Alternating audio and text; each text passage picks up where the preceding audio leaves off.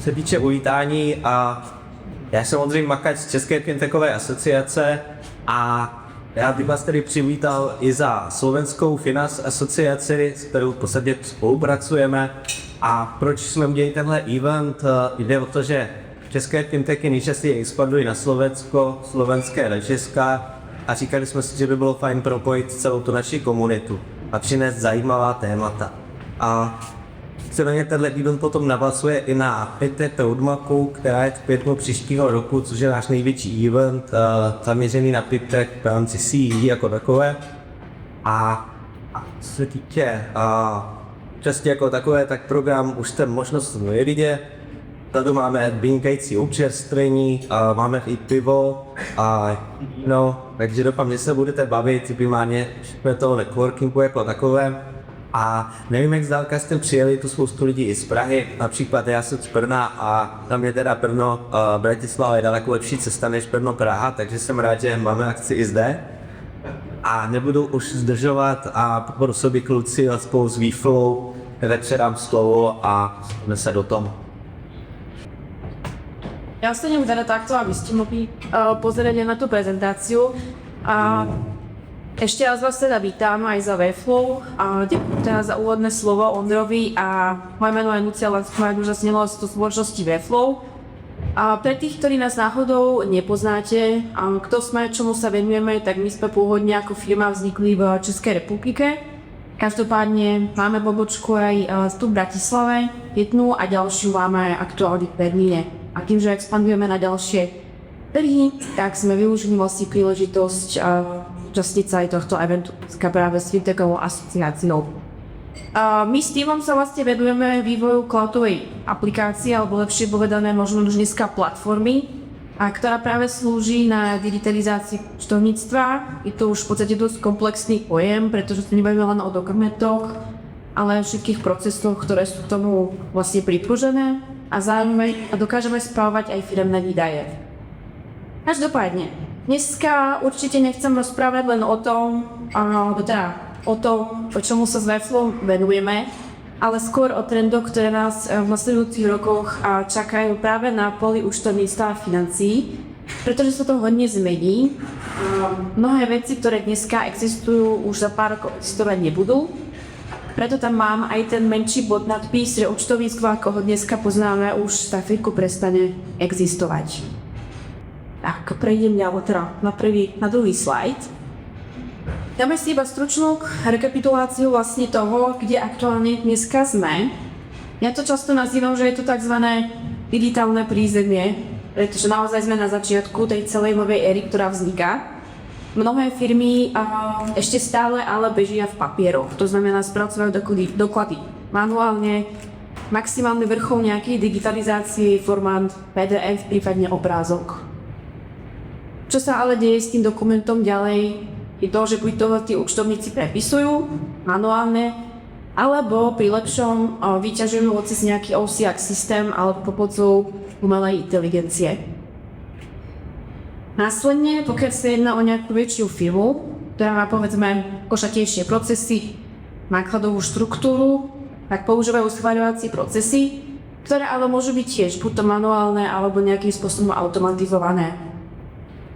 Pokiaľ ten účtovný systém, ktorý vnútorne používajú, nemá povedzme v sebe integrované to riešenie práve na to vyťažovanie alebo na schvaľovanie, tak práve k hry vstupujú nejaké externé aplikácie, ktoré sa musia nejakým spôsobom integrovať. Takže je tam formát, alebo tá forma nejakej integrácie cez nejaký mostík, konektor alebo čokoľvek ostatné. No a v závere, aby proste CFOs a CEOs mali výsledky po ruke, tak potrebujú pripraviť nejaký reporting. Je častokrát ťahaný účtovníctva. Každopádne pokiaľ tam nie sú vstupné dáta, ktoré sú dobré a správne, tak ten reporting skrátka nie je dobrý. Mám celkom zajímavý slajd. Mimochodom, a tieto tu na údaje, ktoré tam vidíte, tak sú vlastne dáta z prieskumov mnohých veľkých firiem ako IBM, McKinsey alebo Gartner. Oni všeobecne zistili, že manuálne úkony ktoré mesačne vykonáva jedna osoba, trátia na čase až 30 hodín. Takže keď si to spočítať, koľko bežný zamestnanec vo firme odpracuje za jeden mesiac. Čo sa týka chybovosti, tak všetky tie manuálne úkony, ktoré tí ľudia vlastne robia, či už manuálne, alebo povedzme nejaký poloautomatizovaným spôsobom, tak produkuje určite nejaký level chyb.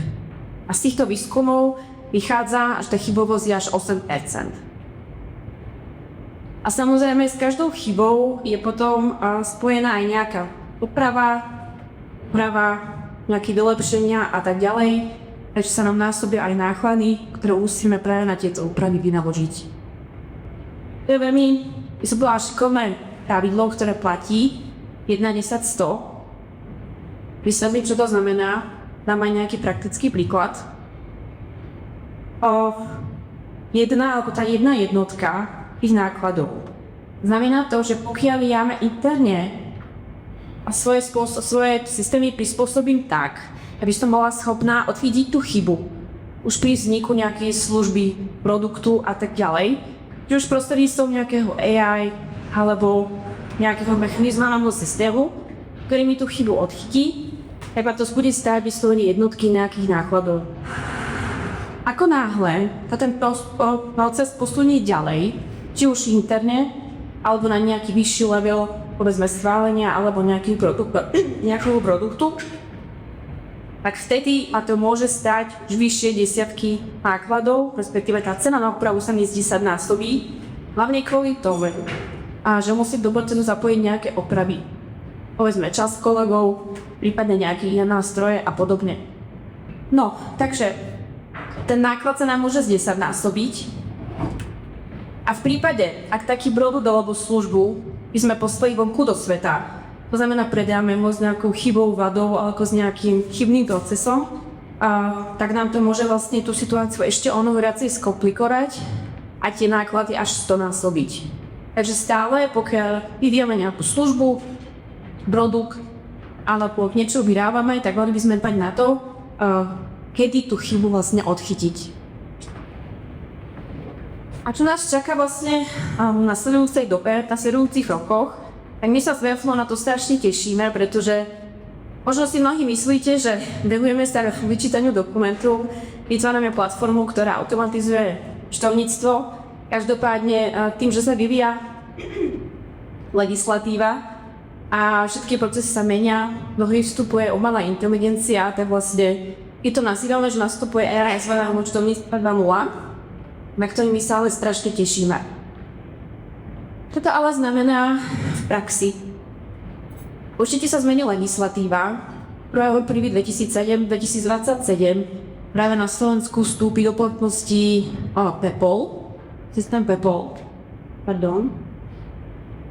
ktorý v podstate uzákoní elektronické reportovanie dokladov, respektíve elektronickú výmenu dokladov. To znamená, že PDF-ka, fotky, podobné formáty prestanú existovať.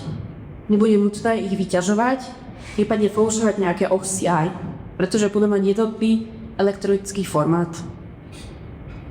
Zároveň na úrovni Európskej únie vznikla iniciatíva VIDA, VAT in Digital Age, inak povedané DPH v digitálnej dobe, ktorá v podstate ukladá pravidlá, ako ten PEPOL má fungovať. Takže tieto dve veci sú spolu vlastne prepojené. A hovorí sa, teda očakávania sú, že do roku 2030 by mali prejsť pod tento reporting všetky európske krajiny. Častokrát sa hovorí aj o udržateľnosti, alebo teda tzv. ESG reportingu, možno ste to počuli. Dnes má túto povinnosť reportovať každá firma nad istý obrat. Každopádne do roku 2030 by tieto reporty, napríklad výška alebo teda hodnota uhlíkovej stopy, spotreba energie, prípadne diverzita tímu a podobné reporty, budú vlastne povinne ukladané reportovať každej jednej spoločnosti. podobne ako DPH napríklad. A tým, že vznikne nejaký jednotný systém, tak potrebujeme všetky tieto kódy, či už daňové, účtovné, jednotiť tak, aby z toho vznikol jeden reportovací jazyk, ktorý poznáme všetci. Tak, a čo to teraz znamená pre účtovníkov? Oni už aktuálne vlastne majú možnosť používať umelú inteligenciu. To znamená, už v tejto chvíli je možné procesovať tzv. Zero Touch Accounting. Znamená, aby oni nemuseli tie dokumenty manuálne prepisovať alebo ich spierať. Používajú na to rôzne platformy, napríklad ako Airflow. Umožňuje im to takisto sumarizovať dokumenty, to znamená nejakým spôsobom ich spierať, kejdiť, nechať si pomocou AI vyčítať, robiť reporty, merať tam nejaký prompt, aby im vyrobil ten systém nejaký report, nejakú predikciu do budúcna a podobne. A zároveň je dnes ten systém schopný už aj odhaľovať nejaké anomálie, či už povedzme v nákladoch, vo výnosoch, prípadne v nejakých trendoch, ktoré sa používajú v reporty. Nie je to samozrejme zatiaľ ešte tak dokonalé, pretože samozrejme to AI sa ešte stále vyvíja a ďalej sa bude vyvíjať. Každopádne predikcie sú také, že sa robia do 3 až 5 rokov a ten systém bude dokonalejší ako Chamiset. Znamená, že nebude tak chybný, ako chybujeme my. No a v neposlednom rade z toho budú čerpať aj CEO a CFOs, ktorí potrebujú práve mať Google reportu. A umelá inteligencia im práve dokáže vyrábať rôzne komentáre alebo automatizované reporty. Každopádne už dnes, keď sa bavíme o nejakej návratnosti investície, keď som hovoril o Airflow, tak už dneska máme vlastne veľmi pozitívnu späť povesbu od CFO a CEOs, že tá investícia sa navracia veľmi rýchlo. Mám jeden účtovnícky bojem. Koľko ste tu účtovníci? Nikto. Dobre, každopádne. Ja budem sa komenovať dlho a tento pojem bol kedysi utopia. Pretože keď dneska vyrobím náklad Mostaru, trvalo by povedzme mesiac, že by som videla reálny dopad v účtovníctve. A pokiaľ mám nejakú automatizovanú platformu, je ten dokument príjmem v digitále, schválim ho, tak ten dokument bol spracovaný o mnoho rýchlejšie a dopad v účtovníctve môžem vidieť treba sú za 2 dní. Takže bolo možné, respektíve niekedy nebolo možné účtovať priebežne. Dneska je to práve s takýmito nástrojmi možné a veľmi rýchle. Ja často hovorím, jak si vlastne možno predstaviť tú celú digitalizáciu a čo nás vlastne čaká, ako takú digitálnu diaľnicu, respektíve nejakú takú obrovskú infraštruktúru, je všetko spolu prepojené. Môžete si to vlastne predstaviť ako nejaký súbor pravidiel, čo predstavuje tá regulácia na úrovni nejakých noriem, prípadne tých pravidiel na úrovni Európskej únie, práve tie elektronické formáty a podobne. Môžete si to predstaviť aj tak, že vlastne AI už za nejakú dobu bude tvoriť v podstate ako keby taký podklad zdravej firmy, ktorá rýchlo technologicky rastie a chce sa vyvíjať. Je dôležité, aby mali nastavené, alebo boli nastavené správne aj tie procesy, to znamená bez AI nemôže fungovať ani proces a naopak. Ten základ je mať správne nastavený ten proces. No a ako sa zmení vlastne pozícia ľudí vo firmách? Účtovníkov už dneska sa vlastne stávajú tzv. Poradcovia. Nie sú to už len ako keby prepisovači faktúr a dokladov, ale poradcovia pre ten biznis. Pretože oni držia tú hodnotu a vedia, ako to účtovníctvo vyzerá. Na ostatní kolegovia sa môžu treba podieľať na tvorbe nejakej stratégie. Prípadne môžu kontrolovať výnimky, ktoré sa vlastne u firma nejaký spôsob dejú. A zakončila by som to možno nejakou Preto na zamyslenie, že čo je najväčšou chybou. Myslieť si, že nás sa zmeny netýkajú.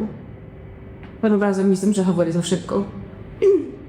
Ďakujem pekne a keby vás zaujímalo ešte niečo viac o Airflow, budem to ja, mám tu kolegu Erika a za chvíľku ešte dorazí kolegyňa Adriana.